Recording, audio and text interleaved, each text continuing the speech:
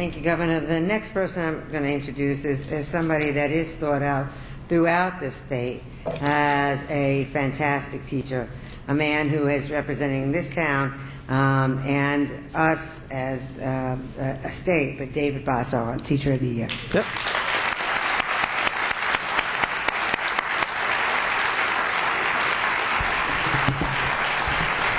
Thank you. Thank you, Lieutenant Governor. Thank you, Governor. Hey, David, how are you? I'm doing well. How are you? Good. Good to see you again. Can I turn this on? Thank you for being here this evening and your willingness to listen, as well as for your consideration of other perspectives. Certainly, your reform ideas have generated a very important discussion that needs to take place. Of course, we are considering the most important institution and resources, our children, in our society. And it stands to reason, though, that attempts, whatever the attempts are to change the profession of teaching so quickly and profoundly, will result in a visceral reaction from those of us who already feel increasingly scrutinized and criticized. So regardless of one's views of this debate, this really does have to be understood by all parties and stakeholders. So if the emphasis is indeed on the students, as it rightly should be, I think it's important to consider the potential effects of the demoralization on teachers' perceptions of their effectiveness, whether rightly or wrongly or unwittingly or not.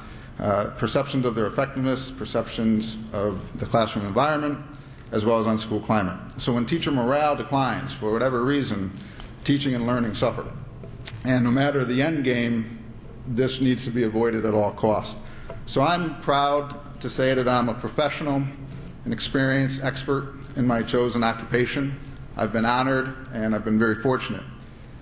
I feel so much more effective when the profession as a whole is elevated and when teachers are supported and respected and valued. So we know, I think we can all agree, that as a teacher I am so much more than my students' test scores, and the impact I make on students' lives go far beyond that. So the question is, if you were to evaluate myself as in my classroom, other than test scores, what would be some of the things you would look for? Well, under the evaluation framework that was agreed on, the evaluation looks the following way. 45% is several measurements of student learning. Not more than 22.5% can be tied to test scores. So imagine a 100-point range, 22.5 points is the maximum for standardized tests. If you're an art teacher, portfolio. I think there are lots of different ways that we can get to that total 45% of that, which is based at a look at what's going on in the classroom one way or the other. 5% is learning across the whole school. Now, how's the school doing? Is it working as a unit? Is it moving people forward? That concept, but 5% out of a 100-point scale. 40% is observations of teacher performance. I think we can all agree that has merit. It certainly is the way that we've done it before. 10% goes back to something I said before, is peer review and parental review. That's what the agreement was. Voted for or on behalf of both unions that represent teachers in our state. So let me take on the issue of morale. Massachusetts has been at this for 10 years. We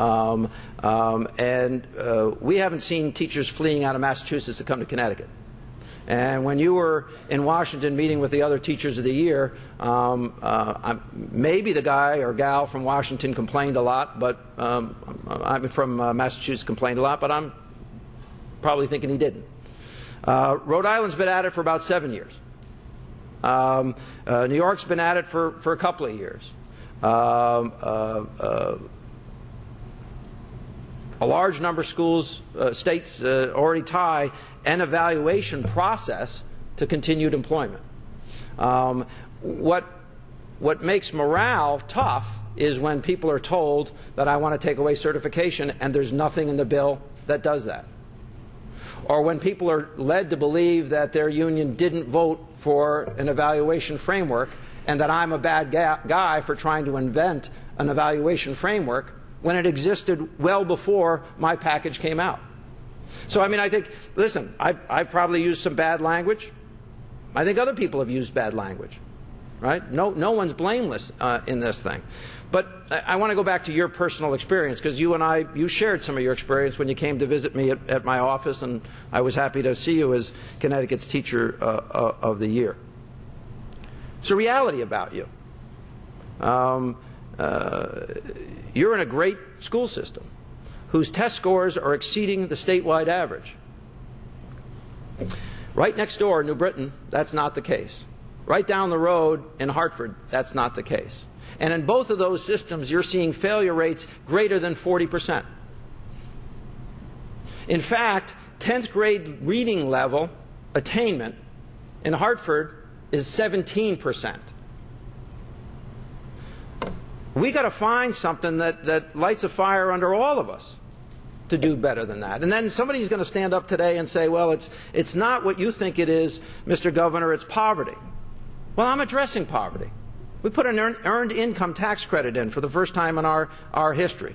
We put in paid sick days for workers so that they could stay home with their kids when their kids were sick, so that their only option is not to send them to you when they're sick.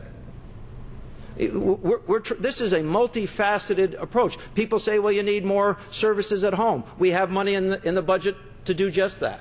People say you need more health clinics at schools, and particularly in poor areas. I'm all for that.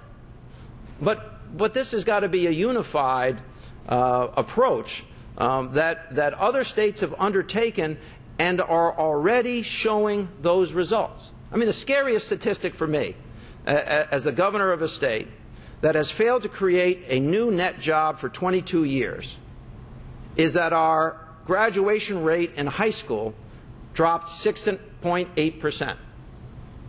How the hell are we going to compete? I mean, if we lose 60% of the kids in Bridgeport, and 50% of the kids in New Haven, and 45% of the kids to 50% of the kids in Hartford, and that's just the 3 largest of the districts, because the 30 lowest performing districts educate 41% of our kids. If we continue down that road, if we make no change, if we decide that we can wait when we can't wait, what do we end up with? I want more of you.